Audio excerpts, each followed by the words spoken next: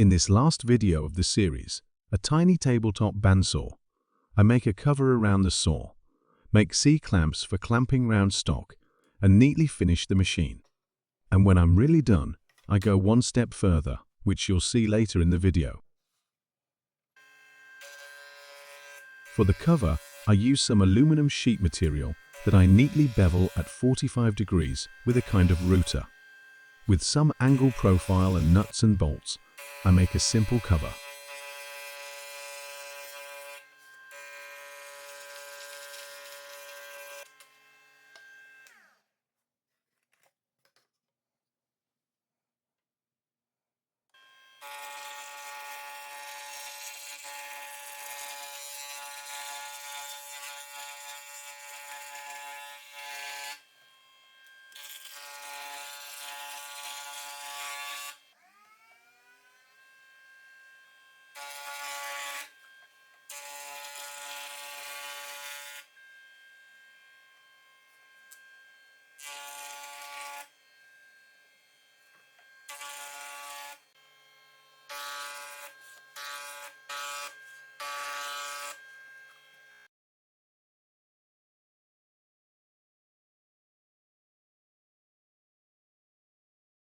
The cover still needs to be sprayed black, but first I make 2 C-clamps for clamping round material. The bandsaw has no trouble with this 15mm thick material, and the rough shape is ready very quickly.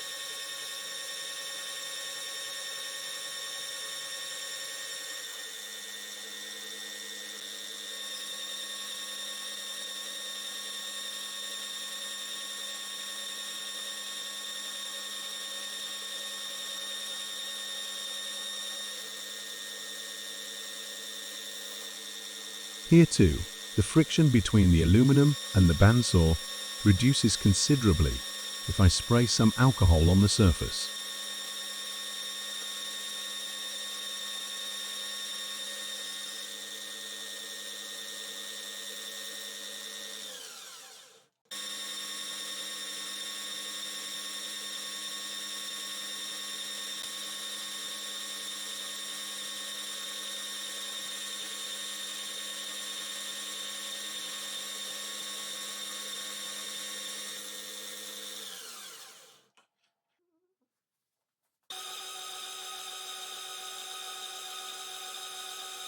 The C-clamps are finished, and here I am, sawing through a massive 30mm solid steel stock profile.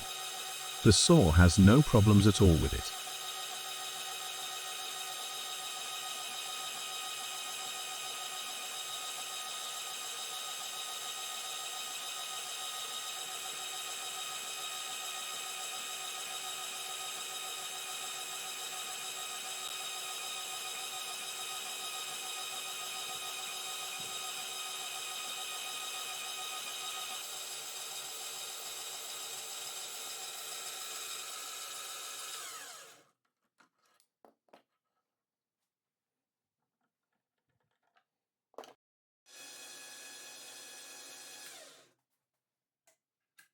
Nice. The saw works excellently. Time to completely disassemble it, finish everything neatly, and reassemble the machine for the last time.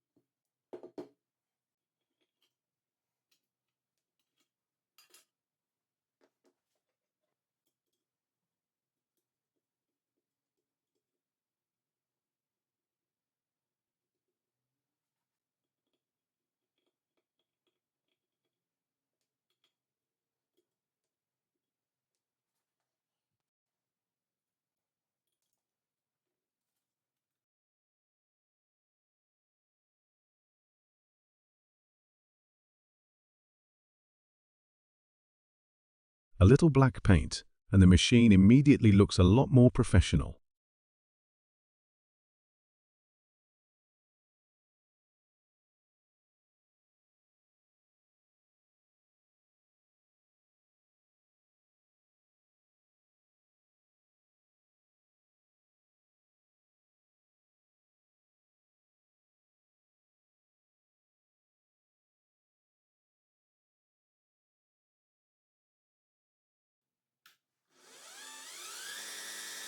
The saw also has no trouble with a thin-walled profile.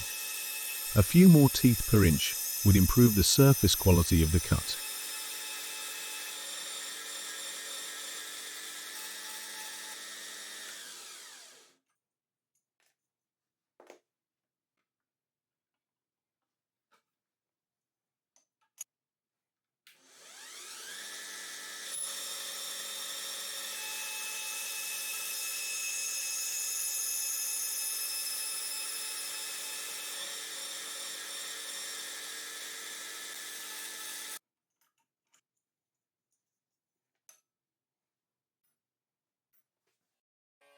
A small problem arose with the circumference of the 3 aluminum wheels. The saw teeth are set, and the alternating points dig into the surface of the aluminum. Maybe that won't be a problem in the long run, when a groove is created in the aluminum. But I still decided to fit all wheels with a rubber band. I suspect that the added flexibility of the rubber also has other advantages, such as less metal fatigue. To be able to neatly glue the rubber bands around the aluminum without a transition, I made a small tool with which I can cut the rubber strip diagonally at the same sharp angle.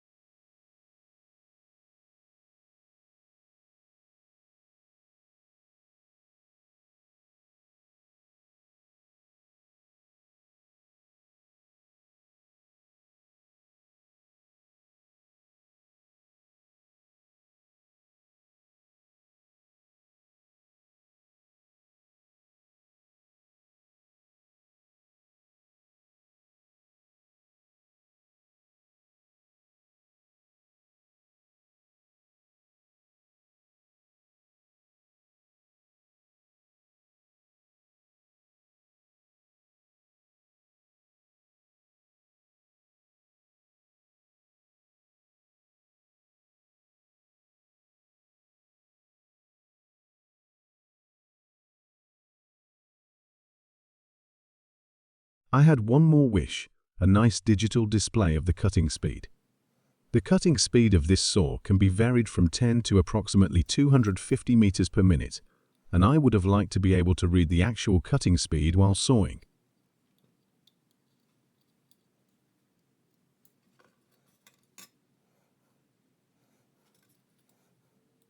After some searching, I found a very simple frequency counter for the price of a hamburger. Without a proper manual, of course, but after some searching by type number, I found the necessary information on the internet. There are even a few YouTube videos dedicated to this popular dirt cheap thingy.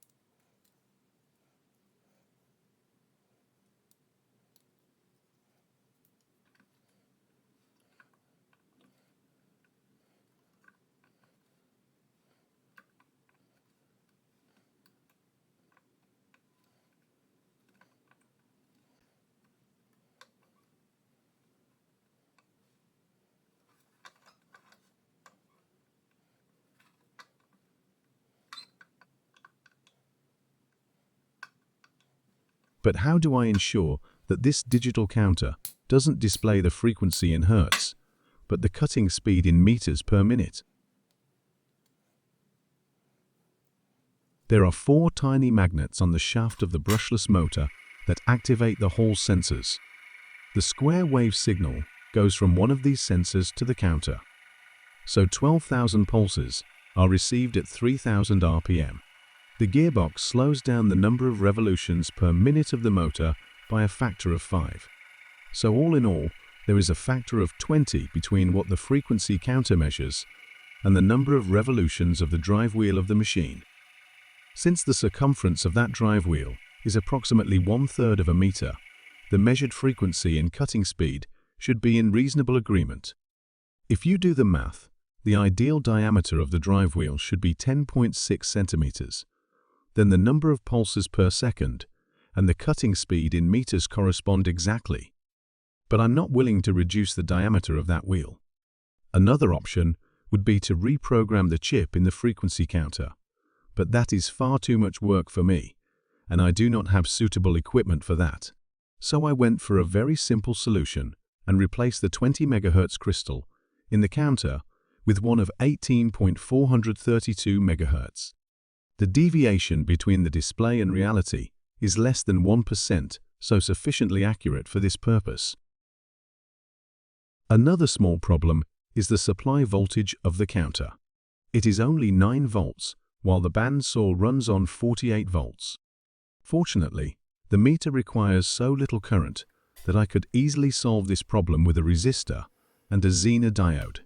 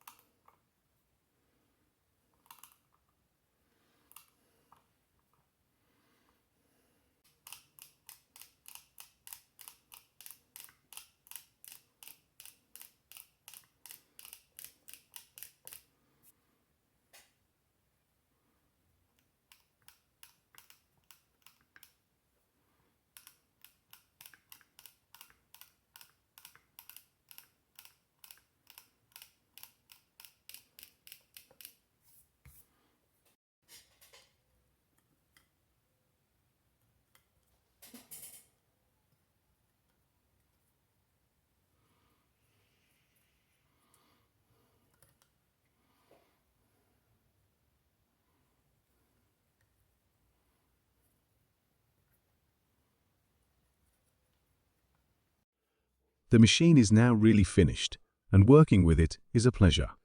The machine is fast, accurate, versatile, small and strong.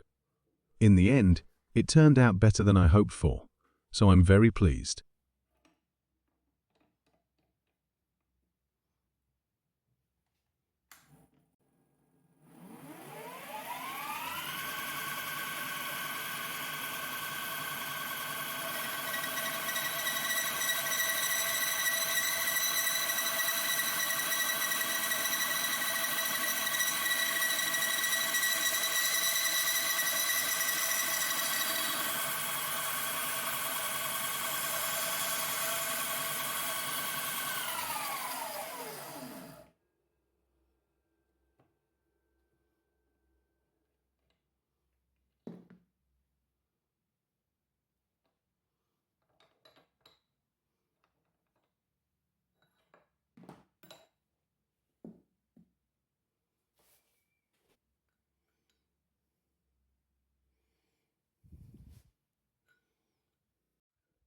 I received many reactions to the previous videos, including critical comments about the price, and especially why I use that expensive aluminum. I think there are quite a few misunderstandings here. Aluminum is more expensive per kilo than steel, but really cheaper per volume. And of course, the total weight is very important, because the machine must be very easy to put away. The total costs are just over €400, and the weight is limited to 17 kilos. Made of steel, the machine would not only be more expensive, but the weight of over 40 kilos would also be a major problem. And so, I have come to the end of this build. Not only was it a great pleasure for me to design and build this machine, I now finally have a bandsaw that can do everything I wished for. A final word: I don't publish these videos to make money. That doesn't happen. That's not my goal, and it never will be. I make them because I love creating, and I hope people can enjoy and be inspired by them. My only rewards are your views, subscriptions, and comments. So, if you haven't already, a subscription is much appreciated.